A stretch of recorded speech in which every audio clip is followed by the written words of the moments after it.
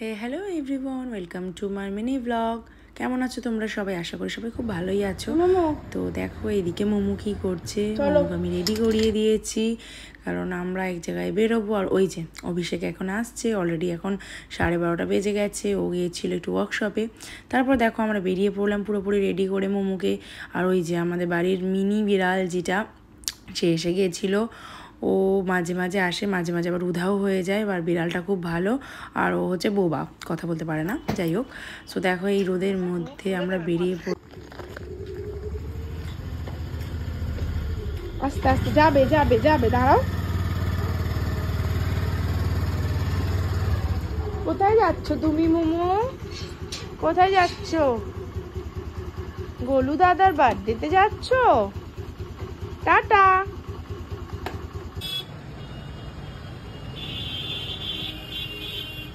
আর দেখো সেদিন উত্তরপাড়াতে কি পরিমাণে জ্যামটা লেগেছিল।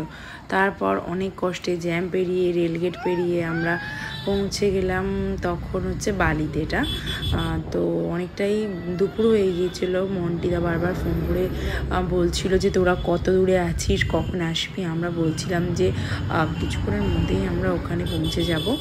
তারপর দেখো আমরা কথা বলতে বলতে বেলুড়ে পৌঁছেই গেলাম, আর কিছুক্ষণ 1-2 মিনিটের ব্যাপার। তারপরেই আমরা মেইন পয়েন্টে পৌঁছে যাব। তো তোমরা দেখতে থাকো। আর তোমাদেরকে একবার জানিয়ে দিই যে আমরা যাচ্ছি আজকে গোলুর বার্থডেতে। ওরও 5 years এর বার্থডে যেটা হয় মেন, সেটাতেই। আর আশা করছি খুব আনন্দ করবো।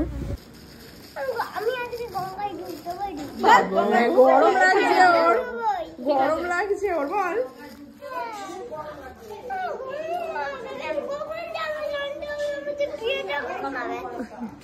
ওর বউয়ের জন্য মন কেমন করছে, এটা হচ্ছে আসল কথা, তাই তো? বল, বউ চাই।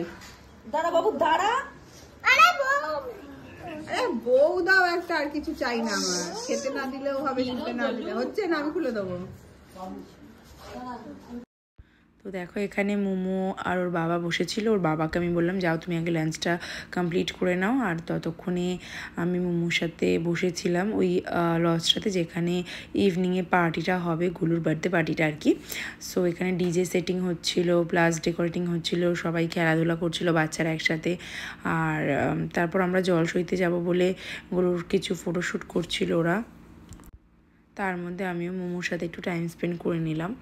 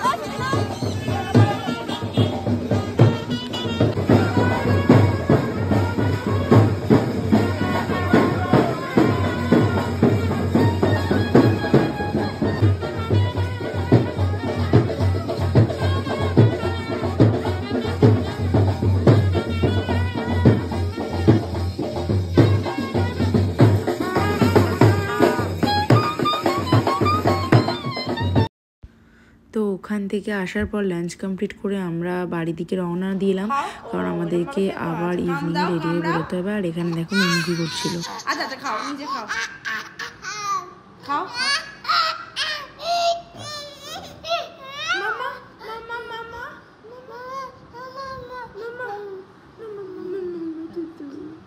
আচ্ছা খাও, কেমন করে খেতে হয় হাম করো, ওই তো ওরম করে হাম করছো। এই কার তরমুজ? আমার তো দাও। চলো এবার গুলুর ইভিনিং পার্টির জন্য রেডি হওয়া যাক। সো আমি বেরিয়ে পড়লাম রেডি হয়ে। আর মোমোকে লুকিয়ে যেহেতু এসছি, ওকে এবেলা আর নিয়ে যাব না আমরা, তাই তোমাদেরকে আর রেডি হয়ে পুরো মানে দেখাতে পারিনি। দেখাচ্ছি আমি কিছুক্ষণ বাদে ওখানে পৌঁছে। তো আমাদের বেরোতে বেরোতে মোটামুটি 8:30 বেজে গিয়েছিল, কারণ ছেলেকে রেখে ওকে সামলে বেরোতে একটু টাইম তো লেগেই যায়। আর যেহেতু ওকে আমরা নিয়ে আসিনি, তাই সব কিছু বুঝিয়ে বাজিয়ে মাদেরকে বেরোলাম। আর এই যে দেখো আমার আজকের লুকটা ইভিনিংয়ের। আমি একটা সালোয়ার পরেছিলাম পিঙ্ক কালারের, কারণ যেহেতু বার্থডে পার্টি ছিল, শাড়ি পরার কোনো ম্যাটার ছিল না, কারণ যে যা ইচ্ছে তার মতোই পরতে পারে। কারণ বিয়ে হলে একটা শাড়ি পরার ম্যান্ডেটরি ব্যাপার থাকে, এখানে সেটা কিছু ছিল না। আর দেখো আমরা উত্তরপাড়া পৌঁছেই গেলাম। আর এখানে আমরা কিছুক্ষণ ওয়েট করব। তার আগে আমরা একবার চলে গিয়েছিলাম বাজার কলকাতাতে, কারণ মোমোর গরমের কিছু টি শার্ট কেনার ছিল, স্যান্ডো যেটাকে বলা হয়, কারণ গরম তো ভীষণ ভীষণ এখানে পড়ে গেছে। আর তাছাড়াও আমরা যেহেতু কিছুদিনের মধ্যেই বেড়াতে যাব, তাই জন্য ছোট ছোট টুকটাক যেগুলো লাগে সেগুলো তো নিতেই হবে। তারপর আমরা এখানে কিছুক্ষণ ওয়েটও করব, কারণ বাকিরা সবাই এলে তারপরেই আমরা একসাথে আবার যাব।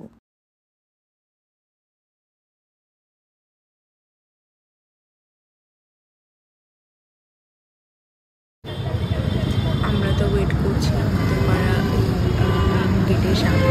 আবার সবাই আসতে একটু দেরি করে ফেলেছিল, তাই আমরা কিছুক্ষণ দাঁড়িয়েছিলাম।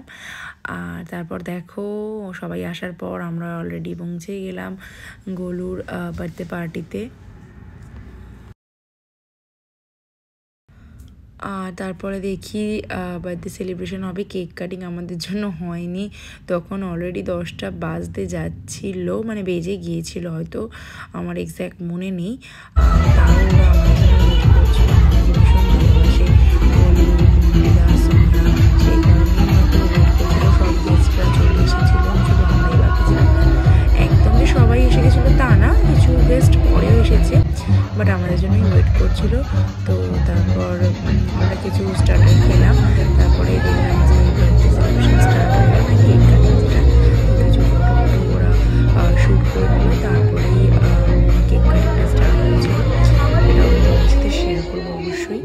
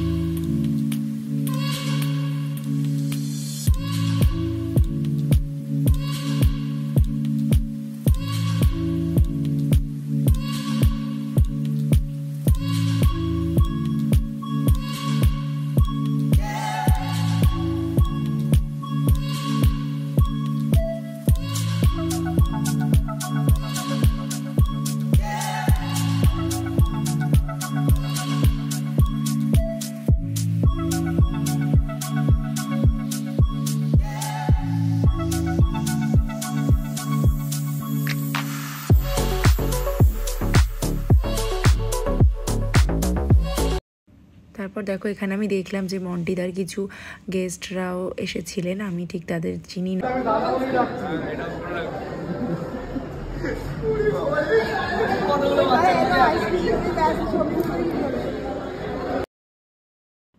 তারপর আমরা নিচে থেকে স্টার্টার খেয়ে যখন উপরে এলাম, দেখলাম এখানে অলরেডি নাচ গান শুরু হয়ে গেছে, মানে ডিজেতে সবাই নাচ করছিল, এনজয় করছিল অনেক।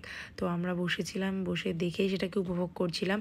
তারপর কিছুক্ষণ পর সোনিয়া এসে আমাদেরকেও সাইডে নিয়ে গেল, নিয়ে গিয়ে বলছিল অনেক করে নাচার জন্য। আমরাও তো নাচলাম, খুব এনজয় করলাম, আর ভালো লাগছিল খুব, মানে দারুণ এনজয় করেছি আমরা সবাই মিলে একসাথে। আর ইভিনিংটা খুব ভালোভাবে কেটে গেল, কখন বুঝতেই পারলাম না। তারপর সব উপরে প্রোগ্রাম শেষ হতে আমরা নিচে এলাম, এসে দেখলাম একটাও সিট নেই খেতে বসার। তো আমরা তারপর কিছুক্ষণ ওয়েট করার পর খেতে বসে পড়লাম। আর এখানে দেখো লিস্ট ছিল, কি মেনু ছিল, মারাত্মক খাবার দাবার, টেস্টি ছিল। আর ফার্স্টেই দেখো দিয়ে গেল মটরশুঁটির কচুরি আর মাটন কিমা ছানা, যেটা টেস্ট মারাত্মক ছিল। তারপর দিয়ে গেল আলুর দম, এটাও খুব ভালো হয়েছিল। আমি তো